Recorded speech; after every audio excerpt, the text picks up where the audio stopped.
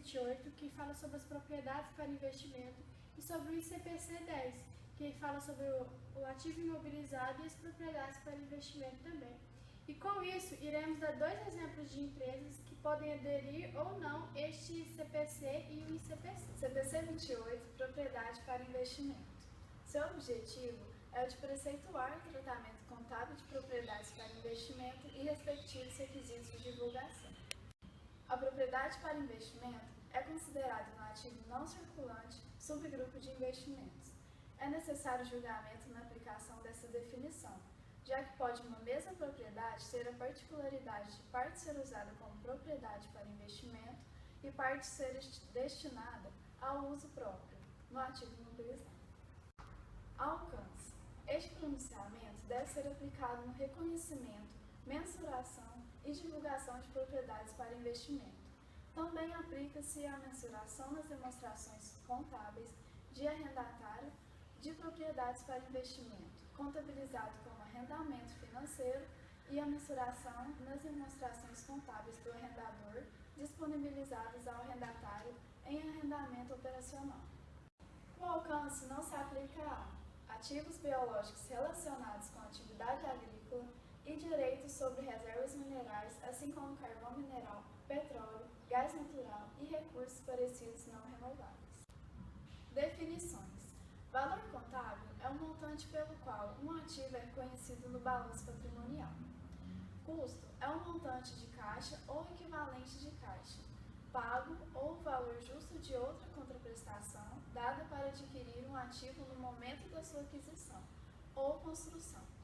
Valor justo é o preço que seria recebido pela venda de um ativo ou seria pago pela transferência de um passivo em uma transação não forçada entre participantes do mercado na data de mensuração. Propriedades para investimentos é a propriedade mantida para auferir aluguel ou para valorização do capital, ou ambas. Propriedades para investimento não podem ser para uso na produção ou fornecimento de bens ou serviços ou para finalidades administrativas, ou venda no curso ordinário do negócio. São exemplos de propriedades para investimento: terrenos mantidos para valorização de capital a longo prazo e não para venda a curto prazo no curso ordinário dos negócios. Terrenos mantidos para futuro uso correntemente indeterminado, edifício que seja propriedade da entidade e que seja arrendado sobre um ou mais arrendamentos operacionais. O edifício que esteja desocupado, mas mantido para ser arrendado sobre um ou mais arrendamentos operacionais. A propriedade que esteja sendo construída ou desenvolvida para futura utilização como propriedade para investimento. Reconhecimento. Deve ser reconhecida como ativo quando provável que os benefícios econômicos futuros conexos à propriedade para investimento fluirão para a entidade e o custo da propriedade para investimento possa ser mensurado confiavelmente. A entidade avalia, segundo esse princípio de reconhecimento, todos os custos da propriedade para investimento no momento em que são incorridos. Mensuração no reconhecimento. A propriedade para investimento deve ser inicialmente mensurada pelo seu custo. Os custos de transação devem ser incluídos na mensuração inicial. O custo de uma propriedade para investimento comprada compreende o seu preço de compra e qualquer dispêndio diretamente atribuível. O custo de uma propriedade para investimento não é aumentado por custos de início de atividades, a não ser que sejam necessários para trazer a propriedade à condição necessária para que seja capaz de funcionar da forma pretendida pela administração. Perdas operacionais incorridas antes de a propriedade para investimento ter atingido o nível de ocupação previsto, ou quantidades anormais de material, mão de obra ou outros recursos consumidos incorridos na construção ou desenvolvimento da propriedade. O valor justo de ativo é confiavelmente mensurável se a variabilidade na faixa de mensurações razoáveis do valor justo não for significativa para esse ativo ou as probabilidades de várias estimativas dentro dessa faixa puderem ser razoavelmente avaliadas e utilizadas na mensuração do valor justo. Mensuração após reconhecimento. Política contábil. A entidade pode escolher o método do valor justo ou o método do valor do custo para todas as propriedades para investimento que suportem passivos que pagam retorno diretamente associado ao valor justo ou aos retornos de ativos especificados, incluindo essa propriedade para investimento, e escolher o método do valor justo ou o método do custo para todas as restantes propriedades para investimento, independentemente da escolha feita. Dando continuidade ao CPC 28, o método de valor justo, ao determinar o valor justo da propriedade para investimento, a entidade não conta duplamente ativos ou passivos que estejam reconhecidos como ativos ou passivos separados. O valor justo da propriedade para investimento exclui o lucro do arrendamento operacional acrescido pago antecipadamente, porque a entidade o reconhece como passivo ou ativo separado. O valor justo da propriedade para investimento, mantida em arrendamento, reflete os fluxos de caixa esperados. Por exemplo, equipamento tal como elevador ou ar-condicionado é muitas vezes uma parte integrante de edifício e está geralmente incluído no valor justo da propriedade para investimento, não sendo reconhecido separadamente como ativo imobilizado. Se o escritório for arrendado, mobiliado, o valor justo do escritório inclui geralmente o valor justo da mobília, porque o lucro das rendas se relaciona com o escritório mobiliado. Quando a mobília for incluída no valor justo da propriedade para investimento, a entidade não reconhece a mobília como ativo separado. Já o método do custo, após o reconhecimento inicial, a entidade que escolher o método de custo deve mensurar todas as suas propriedades para investimento, exceto aquelas que satisfaçam os critérios de classificação como mantidas para venda. Logo, devem ser mensuradas de acordo com o pronunciamento. As transferências para ou de propriedade para investimento devem ser feitas quando e apenas quando houver alterações de uso demonstrada pelo seguinte: o início de ocupação pelo proprietário para transferência de propriedade para investimento para a propriedade ocupada pelo proprietário, início de desenvolvimento com objetivo de venda para transferência de propriedade para investimento e para estoque, fim de ocupação pelo proprietário para transferência de propriedade ocupada pelo proprietário para a propriedade para investimento, começo de arrendamento operacional para outra entidade para transferência de estoques para a propriedade para investimento. Quanto à alienação, a propriedade para investimento deve ser eliminada do balanço patrimonial na alienação ou quando a propriedade para investimento for permanentemente retirada de uso e nenhum benefício econômico for esperado de sua alienação. A alienação de propriedade para investimento pode ser alcançada pela venda ou pela celebração de arrendamento financeiro. Ao determinar a data de alienação da propriedade para investimento, a entidade aplica os critérios da alienação efetuada pela celebração de arrendamento financeiro e a venda de leaseback. As reduções no valor recuperável ou perdas de propriedade para investimento relacionados com pedidos ou pagamentos de indenização de terceiros e qualquer aquisição ou construção posterior de ativos de substituição constituem acontecimentos econômicos separados e são contabilizados separadamente, como se segue as perdas por redução ao valor recuperável da propriedade para investimento, as retiradas ou alienação da propriedade para investimento e a indenização de terceiros por propriedade para investimento que tenha sofrido redução no valor recuperável, que tenha sofrido perda ou tenha sido cedida, reconhecida no resultado como se tornar recebível. Os custos dos ativos restaurados, comprados ou construídos como substituições. Quanto à divulgação dos métodos, a entidade deve divulgar se ela aplica o método do valor justo ou o método de custo. Caso aplique o método do valor justo, se e em que circunstâncias os interesses em propriedades mantidos em arrendamentos operacionais são classificados e contabilizados como propriedade para investimento. Quando a classificação for difícil, os critérios que usa para distinguir propriedades para investimento de propriedades ocupadas pelo proprietário e de propriedades mantidas para venda no curso ordinário dos negócios. A extensão até a qual o valor justo da propriedade para investimento se baseia em avaliação de avaliador independente que possua classificação profissional reconhecida e relevante e que tenha experiência recente no local e na categoria da propriedade para investimento que está sendo avaliada. Se não tiver havido tal avaliação, esse fato deve ser divulgado. As quantias reconhecidas no resultado para lucros de rendas de propriedade para investimento, gastos operacionais diretos, incluindo reparos e manutenção, provenientes de propriedades para investimento que tenham gerado rendas durante o período, alteração comutativa no valor justo reconhecido nos resultados, como a venda de propriedades para investimento de um conjunto de ativos em que se usa métodos de custo para um conjunto em que se usa o método do valor justo.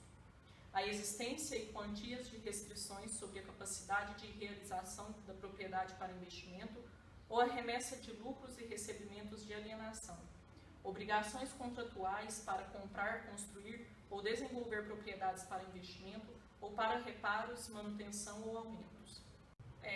Com exemplo da contabilização pelo método do valor justo, pelo registro de aquisição de terreno para valorização mobiliária, vamos debitar terreno na propriedades para investimento, como sendo ativo não circulante, e creditar banco conta movimento no ativo circulante. Já pelo registro de valorização decorrente da avaliação do terreno a valor justo no encerramento do balanço, vamos debitar terreno, propriedade para investimento, ativo não circulante, e creditar outras receitas, ganho de capital, como resultado do exercício. Na contabilização a valor de custo, pelo registro da aquisição de edifícios para obter rendas, vamos debitar edifício, propriedade para investimento, ativo não circulante, creditar banco, conta movimento, ativo circulante, e já pelo registro de depreciação do edifício, classificado a valor de custo no encerramento de cada mês, vamos debitar depreciação do edifício, resultado de exercício, e creditar depreciação acumulada, resultado do exercício, conta redutora. Agora eu vou falar sobre o ICPC 10. O seu objetivo e alcance desse pronunciamento tem como finalidade tratar de assuntos relacionados com o ativo imobilizado e propriedades para investimentos. O imobilizado, com a Lei 6.404 do ano de 76, as entidades devem efetuar periodicamente pareceres e análises sobre a recuperação dos valores registrados no imobilizado, a fim de que sejam ajustados os critérios utilizados para a determinação da vida útil estimado para cada cálculo de depreciação. Agora eu vou falar um pouco sobre as taxas de depreciação atualmente utilizadas no Brasil. Uma prática utilizada por muitas entidades no Brasil foi a de considerar como taxa de depreciação aquelas aceitas pela legislação tributária. Segundo essa legislação, a taxa de depreciação será fixada em função do período estimado para a utilização econômica do bem na produção de seus rendimentos. A legislação tributária procurou se basear em vidas úteis econômicas em condições normais e médias. Além dessa regra geral, a legislação tributária permite acréscimos substanciais nessas taxas no caso de utilização de 2 ou 3 turnos de trabalho, sem necessariamente haver comprovação de ter havido redução da vida útil nesses ativos nessa mesma proporção. Pode existir ativos com valor contábil substancialmente depreciado, ou até mesmo igual a zero, e ainda assim continuar em operação na empresa, o que deformaria os resultados adequados. Assim, a empresa deve atribuir o valor justo inicial ao ativo e fazer o eventual ajuste nas contas do ativo. Referente ao valor residual dos bens do ativo imobilizado e das taxas de depreciação relevante ao processo de revisão inicial e periódica. A vida útil refere-se à expectativa do prazo de geração de benefícios econômicos para a entidade que detém o controle, riscos e benefícios do ativo. Já vida econômica dos ativos, as expectativas em relação ao todo o fluxo esperado do benefício econômico e geração ao longo da vida econômica dos ativos, independente do número de entidades que venha a utilizar. Dessa forma, nos casos em que os fluxos esperados de benefícios econômicos futuros sejam usufruídos exclusivamente para um único usuário, a vida útil será no máximo igual à vida econômica do ativo. Esse entendimento reforça a necessidade de determinação do valor residual, de forma que cada cadeia de utilização do ativo apresente informações confiáveis. Sobre a avaliação inicial para o ativo imobilizado, temos alguns métodos. Um deles é o custo atribuído, que é uma prática contábil nova para a realidade brasileira e deve estar presente diante as normas internacionais. Trata dos reflexos dos dividendos futuros da empresa devido aos impactos nas depreciações futuras ocasionadas pela utilização do custo atribuído. Na medida em que os bens objeto da atribuição do novo valor nos termos do disposto foram depreciados, amortizados ou baixados em contrapartida do resultado, os respectivos valores devem simultaneamente ser transferidos para a conta de ajuste de avaliação patrimonial ou para a conta de lucros ou prejuízos acumulados. Isso irá depender da opção do regime de tributação da entidade. Sobre a revisão inicial das vidas úteis, essa revisão inicial consiste na primeira análise periódica da vida útil que ocorre na transcrição do bem, com o objetivo de revisar e ajustar a vida útil econômica estimada para o cálculo da depreciação, exaustão ou amortização, bem como para determinar o valor residual dos itens. Sobre a revisão periódica das vidas úteis, é a necessidade da revisão das vidas úteis e do valor residual no mínimo a cada exercício. A administração deve manter e aprovar análise documentada que evidencie a necessidade ou não de alterar as expectativas anteriores, a fim de verificar a necessidade de novas avaliações da vida útil do bem. Agora eu vou falar um pouco sobre os avaliadores, laudos de avaliação e aprovação. Os avaliadores devem apresentar relatórios de avaliação fundamentado e com informações mínimas que permitem o pleno entendimento às práticas contábeis.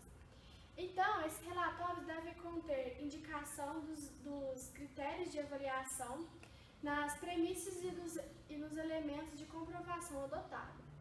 Deve conter também localizações físicas e correlação com os registros contábeis ou razões auxiliares.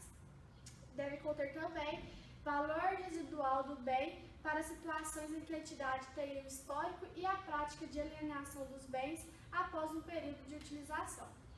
E também, por último, a vida útil permanente estimada com base em informações e alienamentos no planejamento geral dos negócios da entidade. Os relatórios de avaliação devem ser aprovados por órgãos competentes da administração, a menos que o estatuto ou contrato antissocial da entidade contenha requerimento adicional, o qual deve ser cumprido. Sobre o registro de tributos deferidos, quando se efetua uma revisão da vida útil de ativos ou atribui novo valor de custos a itens do imobilizado, se faz necessária a mensuração e a contabilização do imposto de renda e da contribuição social, para refletir os referidos efeitos fiscais que a entidade espera. Sobre divulgações das demonstrações contábeis, elas deverão acontecer em notas explicativas relacionadas à vida útil e ao valor residual. Essas notas devem conter os seguintes requisitos: os fundamentos que foram utilizados para avaliação, as bases de avaliação e os avaliadores, as datas e históricos, o efeito das mudanças e a taxa de depreciação atual e a anterior. Agora, sobre o tema propriedades para investimentos, temos alguns itens a ser discutido. Sobre a diferenciação entre ativo imobilizado e propriedades para investimento. É considerado ativo imobilizado aquele que tem por fim atividades da empresa e que espera que seja usado por mais de um período. Já a propriedade para investimento é aquela mantida para rendas ou para valorização do capital, ou até mesmo para as duas. A classificação da propriedade para investimento. A propriedade para investimento deverá ser classificada no ativo não circulante do subgrupo chamado investimento. A avaliação da propriedade para o investimento. Todos os procedimentos que foram utilizados no ativo imobilizado, que eu já citei aqui anteriormente, devem ser utilizados para também os investimentos. Agora eu vou falar sobre exemplos dos nossos CPCs, que são o CPC 28 e o ICPC 10. Primeiramente, a gente tem a empresa PDG Realty S.A., Empreendimentos e Participações. Ela tem como objetivo principal participações em outras sociedades que atuem no setor imobiliário, aquisição de imóveis para renda e aquisição de imóveis para incorporação imobiliária. Como que ela foi encontrada? A gente entrou no site da Bovespa e foi lá em relatórios financeiros, no ativo da empresa, e viu primeiramente se ela tinha propriedades para investimento. Caso ela não tivesse propriedades para investimento, não seria de acordo com os nossos CPCs. Aí, como propriedades para investimento é classificado nos CPCs como terrenos, propriedades para aluguéis, ela teve lá como propriedades para investimento terrenos, edifícios em shopping centers para conseguir aluguéis e rendas futuras. E essas propriedades são avaliadas pelo valor justo, tempestivamente, constantemente. O nosso objetivo é avaliar se essa empresa em si, ela segue os CPCs e corresponde e apropria todas as normas para propriedade para investimento. Aí, com isso, a gente notamos que a receita de aluguel das propriedades para investimento da empresa está sempre sendo reconhecida no resultado consolidado da companhia, na rúbrica de outras receitas operacionais pelo método linear durante o prazo de arrendamento. Os investimentos da companhia em suas controladas são avaliados com base no método de equivalência patrimonial, sendo o método de equivalência patrimonial tudo que acontece, a empresa registra. De acordo com os CPCs, a classificação de propriedades para investimentos está correta. A empresa PPG avalia todos os custos da propriedade para investimento no momento em que eles são ocorridos. As propriedades para investimento são mensuradas pelo seu custo inicialmente e compreende todos os gastos atribuíveis no momento de compra. A empresa aplica em si um método de valor justo para todas as suas propriedades. Os ganhos e perdas são reconhecidos no momento em que ocorrem. E a entidade evidencia que o valor justo reflete, entre outras, as receitas provenientes de arrendamentos, correntes em outros pressupostos que participantes do mercado utilizariam para a precificação de propriedade para investimento sob condições correntes de mercado. Ou seja, a propriedade avalia os seus investimentos de acordo com o que está acontecendo no mercado. A empresa também reconhece qualquer alteração contábil que acontece nas suas propriedades. E caso alguma propriedade em sua não lhe traga mais lucros, imediatamente essa propriedade vai ser baixada do balanço e esse fato é registrado. A empresa também divulga a conciliação entre os valores contábeis da propriedade no início e no fim de cada período, como já foi dito anteriormente em tópicos anteriores. Evidencia também os interesses das suas propriedades, que no caso é para oferir renda com aluguéis. Ela faz as descrições dessas propriedades, que no caso seria terrenos e edifícios em shopping centers.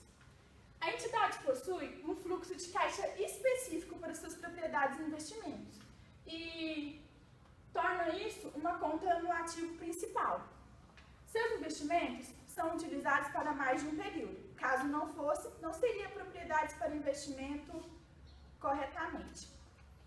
A empresa não argumenta sobre a extensão de até quando o valor justo que ela coloca para suas propriedades se baseia. Não está isso demonstrado em suas notas explicativas.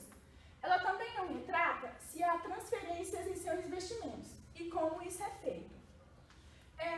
Ela também não deixa claro se o pagamento das suas propriedades para investimento é feito a prazo e se o valor considerado em custos são equivalentes ao pagamento à vista, que isso é uma conduta que o CPC exige. Nós temos ainda outra empresa para demonstrar os nossos CPCs, chamada JHSF Participações S.A. Ela é localizada em São Paulo e fundada há 9 anos atrás, ou seja, em 2006. e tem como seu objetivo principal atuar como holding, participando do capital de outras sociedades, dedicada primeiramente a atividades de incorporação, compra e venda de imóveis residenciais e comerciais, a construção e exploração de shopping centers, compra e venda de mercadorias, a localização de imóveis comerciais próprios, a prestação de serviços de administração, gestão de contratos e outros correlatos, a exploração de atividades hoteleiras e turísticas em geral, administração, assessoria, consultoria, planejamento de imóveis destinados à localização relacionados a aerodrome, operação e gestão de aerodrome e administração dos bens próprios.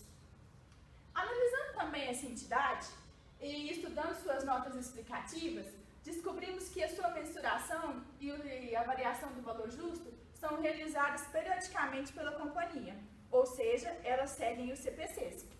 As suas demonstrações contábeis estão localizadas nas notas explicativas, também em relatórios financeiros no seu próprio site. Segue abaixo um quadro demonstrativo das suas explicações financeiras, das suas demonstrações. Aqui temos consolidado, as propriedades em operação, as propriedades em construção e o total delas todas, tendo os seus saldos em 31 de dezembro de 2012. Aí aqui a gente tem as adições, ou seja, as compras que foram feitas das propriedades, as transferências, para onde que foram, as propriedades que foram transferidas do seu balanço patrimonial, a variação do valor justo das propriedades, ou que ela também atua como um método de equivalência patrimonial. Aí nós temos também o saldo em 31 de dezembro de 2013. As adições que foram feitas, as transferências e o valor, a variação do valor justo dessas propriedades. A empresa também retrata as premissas e os fundamentos que foram utilizados para proceder tal avaliação, e a estimativa das vidas úteis e a determinação dos valores residuais. Ela retrata as datas e os históricos dessas avaliações, como também mostrado no quadro anterior. Ela utiliza o método de valor justo para todas as suas propriedades.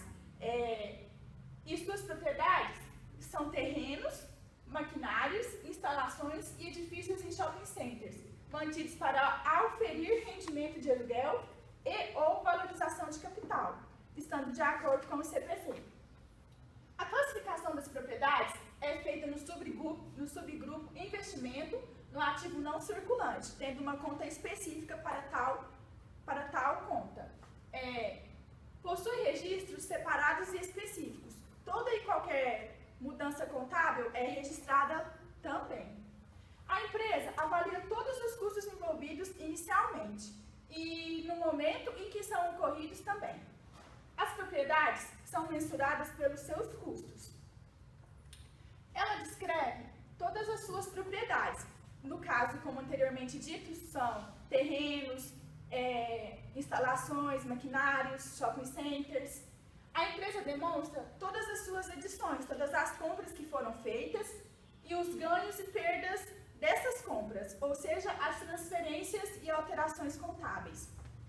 A empresa não demonstra claramente se ocorrem alienações com os seus investimentos. Não explicam claramente em suas notas explicativas como acontecem essas alienações. E não retrata até qual extensão ela se baseia para mensurar suas avaliações das suas propriedades para investimento. A empresa espera obter lucros de suas propriedades. Ela tem esse objetivo de querer lucros, mas ela não argumenta em suas notas explicativas com os seus interesses, totais, o que ela mais deseja. A empresa não aborda se o pagamento de suas propriedades é feito a prazo e fala sobre a base de avaliação, porém não dos avaliadores. A empresa deixa claro utilizar o reconhecimento do valor justo, mas não justifica o porquê da adotação desse método. Ela não explica por que ela escolheu o valor justo ao valor de custo. Essa é a nossa apresentação e agradecemos.